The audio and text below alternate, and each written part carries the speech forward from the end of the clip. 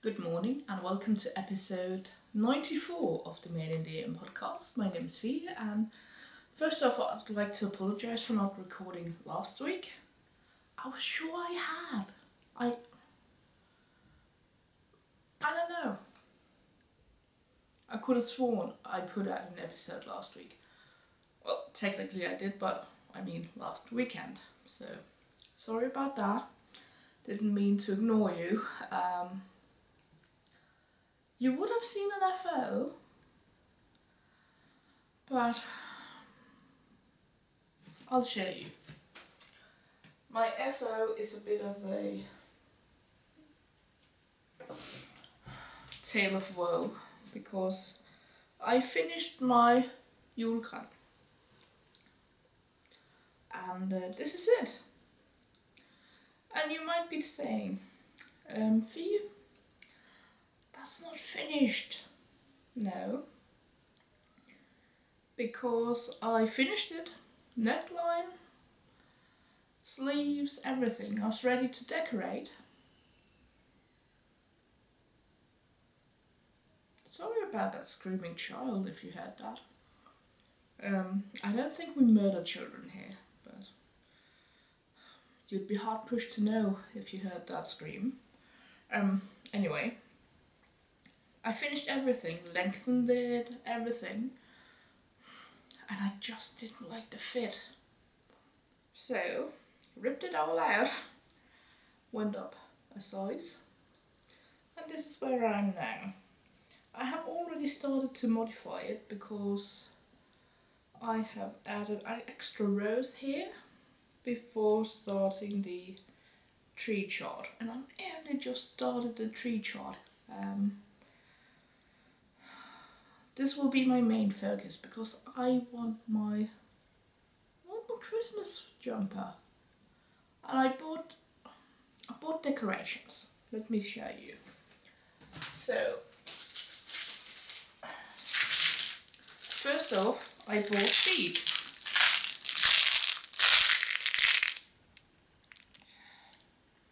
I thought these would make for a nice and kitschy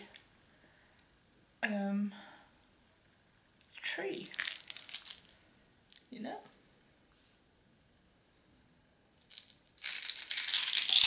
And of course the tree has to have garlands around. I don't mean garlands, do I? You know that tinsel like garland? Yeah. So, bought this for a bit of shine. It'll be so kitsch, it'll be so great. I don't have a star, so I'll probably just make one out of this. Most likely. And yeah, it'll be fun, it'll be great. I have elastic thread for the beads. And these are of course on string. Well, don't know if I can actually sew with them. I hope I can. I'll experiment. But it'll be so great.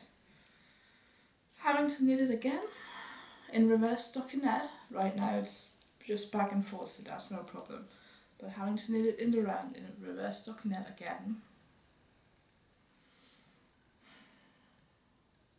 Part of me was so close to just accepting that the fit was what it was. Yeah. It'll be great. It'll be great. It'll be great. It'll be great. It's lucky it's only December 2nd. I can actually finish this and wear it before Christmas sometime, hopefully. Yeah. But this way I should be adding even more length than what I had. And because it won't have as much negative ease as it had, that should add more length because it won't have to stretch widthwise, so it'll be able to relax lengthwise. That's the plan. That's what I'm telling myself. Yeah. Oh, quick note. What I'm wearing This is the Hohilocatelli Japan sleeves with the lace sleeve detail and the striped body. And I might actually be wearing it backwards. I can never tell. I should have marked the front and back. Well, the back. So, and this is knit in Madeleine Tosh. This is Madeleine Tosh in the... Is it London Calling? It's the loop exclusive colorway they had. Or might still have. And the grey, dark grey, is Maus Alt by Wollmeise. And yes, I did mix two different, well, a single skein and a heavily spun yarn. And there's a bit of pillage on the Tosh Merino Light, but it's not... I think they work well together, and it is a bit bright, but the Maus Alt brings it down a bit. At least I think so. So I don't feel like a walking traffic cone when I wear it. Which, to be fair, wouldn't really mind. So, the other thing I've been working on hasn't had a lot of love. Part of the reason is my Julgran, which is an Andi Satterlund pattern. And the other reason I'll show you later, but I'm still working on my So Faded by Andrea Mowry, and haven't done a whole lot of progress. What I've mainly done is use this second colour, Sulk, which is so pretty.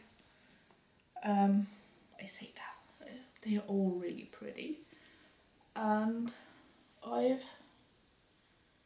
transitioned and I'm now working my way down to the 10 centimeters, which is what I'm aiming for. So I have my little marker here on the back. So yeah, just working away.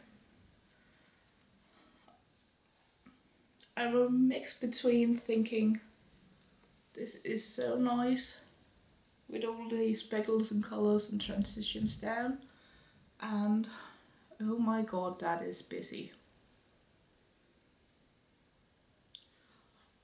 I'm leaning extremely towards the oh my god, this is so pretty side. But yeah, I do have my doubts at moments, but I really like it. I really like how the colours play together. I am more in doubt about the two darker colours that'll be introduced next. But in my head I can also see how the finished object could look really good.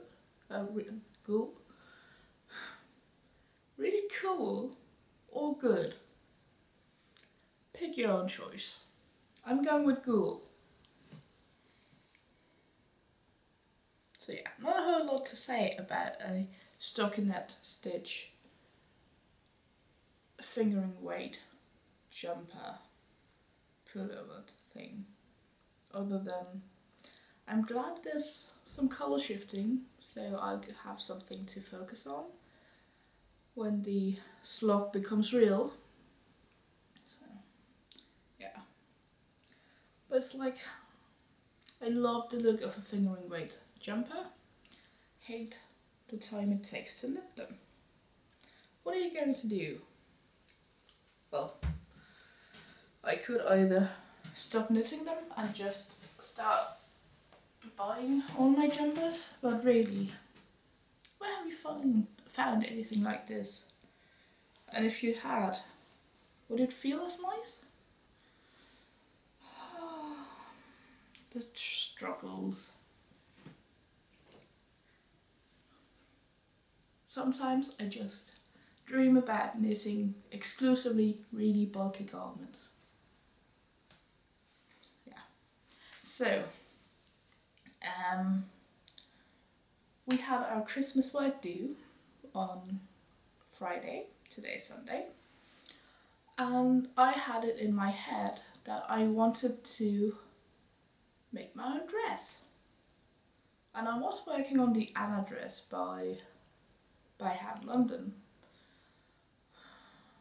but it didn't feel like the right dress for me for this party. And well, I decided last weekend that I would make a dress. This is it.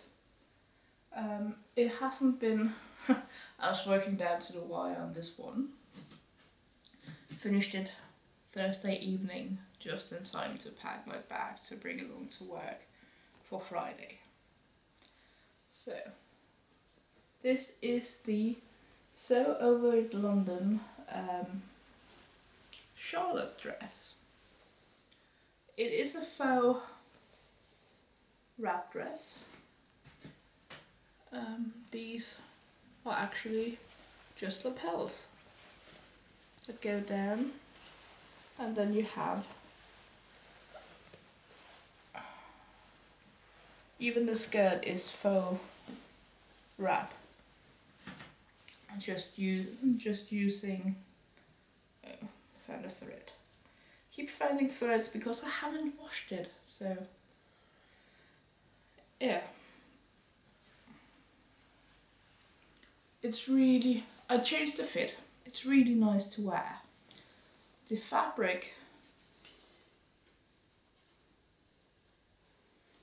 which has a stain on it now. Haven't washed it since the party either. The fabric is this is McElroy. It's the Signet fabric. And as I said, it's this Charlotte dress by So Over It London. And I graded the top down 2 sizes. So the bust is a size 16 and the waist is a size 20. And I did that because it still has positive ease, but it had a lot of positive ease when in the pattern. And when I modified the pattern, I did make up a muslin just for the bodice. I didn't do it for the rest of the garment because I knew from the measurements that it would be okay. So this is a very fitted look now, but it also means that, unlike what I've seen some people mention, I don't have the risk of exposing myself. This is just how I decided to do, or how low I decided to go with the lapels here. You could do it any way you like, but now that I've pressed it into that sort of shape, that's the natural shape it wants to go. And I really like the option that I could actually just put a pin or something and it could be a closed dress. And of course you could just let one of the sides down. So there's a lot of versatility to it. There are, I will say, and it has pockets of course, very, very open pockets, so beware of that. I have thought about maybe closing the bottom up a bit, but yeah. I will say that there were some points, like the pockets, where the description maybe would have given you a pocket, but I couldn't work it out in my head, and there was no help from the Sew Over It site because this is a 2018 pattern, so they haven't done a sew along for it, and I don't know if they will. But yeah, I tried doing it the way they say it. Got to a point where, well, if I do what they say next, I will close off the pocket. yeah, that's not how it's supposed to go. So I went on the YouTube page, searched how to sew a pocket, and they came up with the same way I've been doing it since I started putting in pockets. I was like, okay, well, yeah, that makes sense. So that's what I did. I did a lot of hand sewing on this. For someone who doesn't like to do hand sewing, that's really annoying. But I hand stitched the sleeve hem, and also this piece here, the belt-like thing, is self-lining,